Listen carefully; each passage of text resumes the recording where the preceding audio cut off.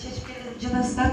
Бирок ушул тандалыштуусу эң эле аз пенсияны мугалимдер алат экен. Мына жаңы окуу жылынын башталышында бизди ушул проблеманы чечсе болот. Аскер кызматындагы, милиция кызматындагылардын пенсиясына салыштырмалуу биздин мугалимдердин пенсиясынын өлчөмү өтө эле аз да. Анан ушул проблеманы чечсе болот бекен. Эми бизде бада левый правый жок, эң эле жөнөкөй, бирок келечектен ушул ээлерин танип алган мугалимдердин пенсиясы аз болгону өтө өкүнүчтүү. Ушул маселени кандай карап бересиздер? Анан эми бул канча жылдан бери мына өткөн 1-2 жыл мурун гана айлык көтөрүлдү да мугалимдерге, туурабы? Ага чейин канча жыл көтөрүлбөй келди. Мына ошонун жыйынтыгы.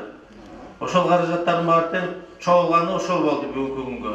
Анан эми мындан ары маселе айлыкта турат да. Эгер айлыкты көтөрсөк, ошондо пенсионный отчисление дагы көбөйөт, социальный отчисление. И пенсияны алганда дагы көлөмү сөзсүз түрдө көбөйөт. Ошон үчүн азыр эми мамлекеттин алдында эми бир топ эле маселелер болуп атат.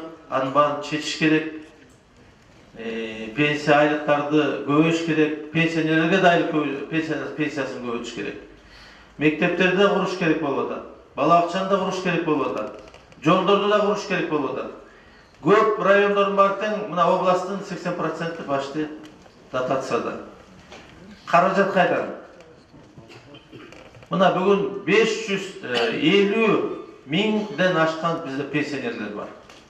2 иштегенге 1 пенсионер болду бүгүнкү күндө.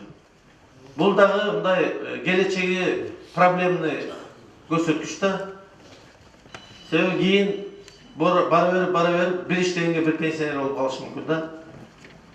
Ошон үчүн экономиканы көтөрүш керек. Ошон үчүн коррупцияны азайтыш керек.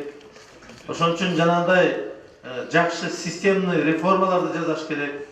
Мына бүгүн эми муну айтып коеюн эми сиздерге. Мына азыр конституцияга дагы өзгөртүүлөр, толуктоолор киргизилген жатпайбы? Мына ошонун ичинде эми ашыкча азыр ажиотаж болуп атат, бирок ал жерде эч мындай эме жок. Орчунду деле кардинально деле мындай өзгөрүү жок.